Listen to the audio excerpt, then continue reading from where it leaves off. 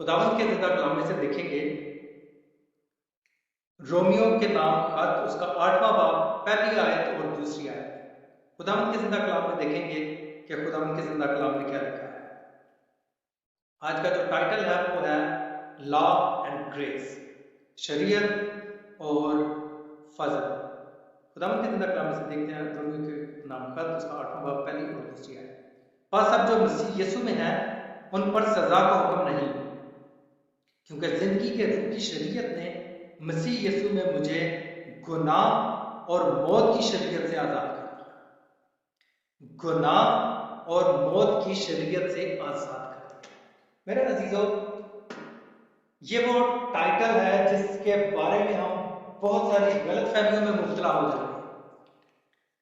जो मसीह में है उन पे सजा का हुक्म नहीं, जो भी खुदावंद के मसीह में है उसको शरीयत, गुनाह और मौत से आजाद कर दिया गया। मेरे अजीजों, हम गुनाह से भी आजाद होंगे और मौत से भी आजाद होंगे और यही शरीयत है।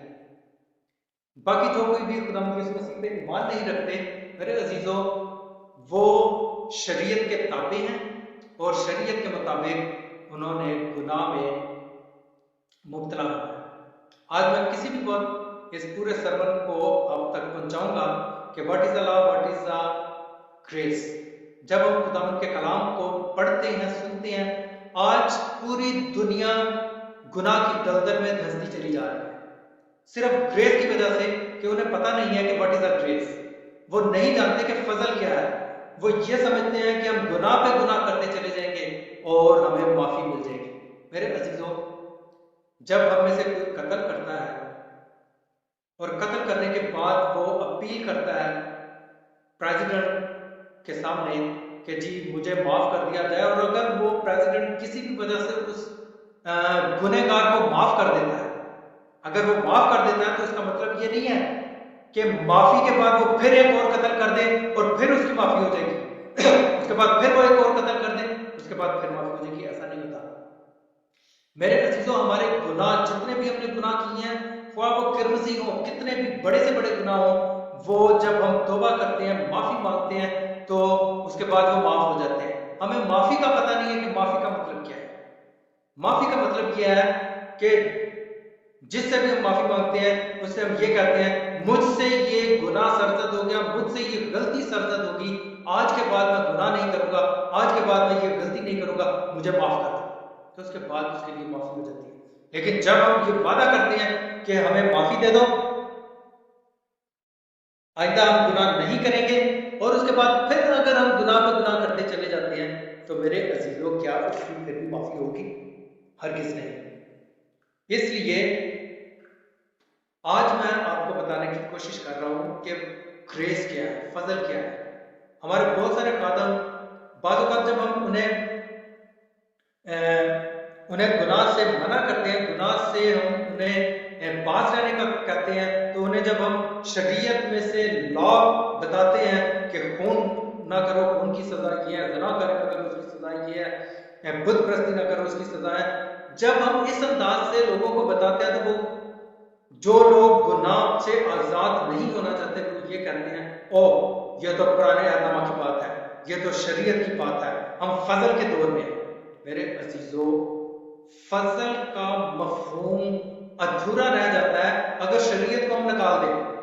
शरीयत ने हमें गुनाह की पहचान बताई है, क्या गुनाह है ये शरीयत ने हमें बताया है, और जब शरीयत ने हमें ये बताया कि ये गुनाह है, तो फजल ने आके हमें कहा इन गुनाहों की सजा जो थी वो ये थी, और उन गुनाहों से मैं चूंकि फजल हूं और मैं तुम पर रहम कर रहा हूं, और इस रहम की वसात से तुम्हें आजाद करता हूं। गुनाह और मौत की जो सजा है उससे मैं आजाद करता हूं। तो मेरे अजीजों, यहाँ पे मेन पॉइंट ये है कि गुनाह जो हम करते हैं, अगर उससे तौबा करते हैं तो हम फजल में दाखिल होते हैं।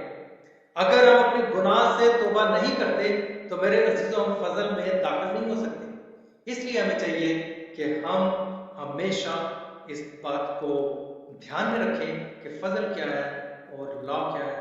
इसकी डिटेल जो है वो मैं आज किसी भी टाइम आपको बताऊंगा, आपको ये इसको एक्सप्लेन करूंगा कि फजल क्या है और लॉ क्या है।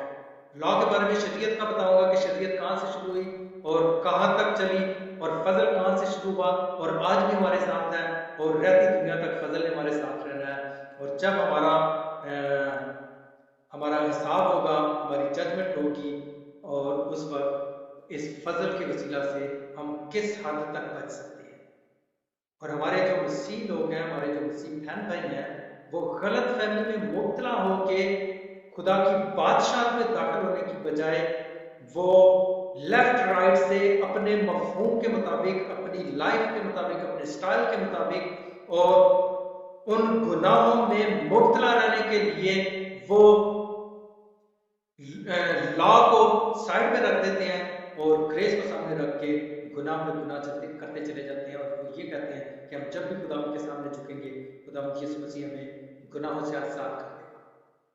एक बार जब खुदा यीशु मसीह को एक्सेप्ट करते हैं तो उसके बाद तो डेफिनेट 100% हम पे फजल हो जाता है और किसी भी किस्म के गुनाह हमने किए हो, बेशक वो फिर किसी गुनाह हो, उनसे हमें माफी मिल जाती है। उसके बाद जब हम गुनाह करके उसके बाद फिर हम तौबा करते हैं, फिर गुनाह करते हैं, फिर तौबा करते हैं, तो मेरे अजीजों उसके बाद ये गारंटी नहीं है कि हमें माफी मिलेगी। उसके बाद ये है कि माफी देने वाले की मर्जी है कि वो हमें माफी देता है या नहीं देता। इसलिए मेरे अजीजों हमें चाहिए कि हम लॉ एंड जस्टिस को क्लियर करें, क्लैरिफाई करें और अपनी लाइफ में हमने अगर ग्रेस को लेके आना है, अगर हमने खुदावंद के फजल को अपने ऊपर लेके आना है, तो हमें लॉ को फॉलो करना पड़ेगा। खुदावंद यीशु मसीह से जब पूछा गया कि आप हमें नई एजुकेशन देने आए या नया कुछ बता रहे हैं, सारा कुछ ये जो है वो शरीयत खत्म होगी या शरीयत को खत्म कर रहे हैं आप, तो खुदावंद यीशु मसीह ने कहा कि मैं शरीयत को खत्म करने नहीं आया, बल्कि मैं शरीयत को पूरा करने आया। जब हम पैदाइश में देखते हैं तो पैदाइश में 30 बाब में जब हम देखते हैं कि आदम और हवा गुनाह कर बैठते हैं, तो वहां पे खुदा उन्हें शरीयत में ही, पैदाइश की किताब में जब खुदा ने लॉ दिए, वहां पे ही लॉ खुदा ने हमें बता दिया कि ये लॉ है, इसके और इसके जरिए तुमने गुनाह कर दिया है और इसी लॉ में से एक और लॉ मैं तुम्हें देता हूं जिसके वसीला से तुम इस गुनाह की दलदल में से बच सकते हो। और वहां पर खुदा यीशु मसीह के बारे में खुदा ने लॉ दिया कि मैं औरत की नस्ल में से एक हस्ती को, एक शख्स को, एक इंसान को पैदा करूंगा और वो तुम्हें तुम्हारे गुनाहों से आजाद करेगा। ये भी शरीयत है। अगर शरीयत खत्म होगी तो शरीयत के वसीला से ही हम आजाद हो रहे हैं, तो शरीयत खत्म होगी तो हमारे लिए फजल खत्म हो गया। फजल शरीयत में से निकला तो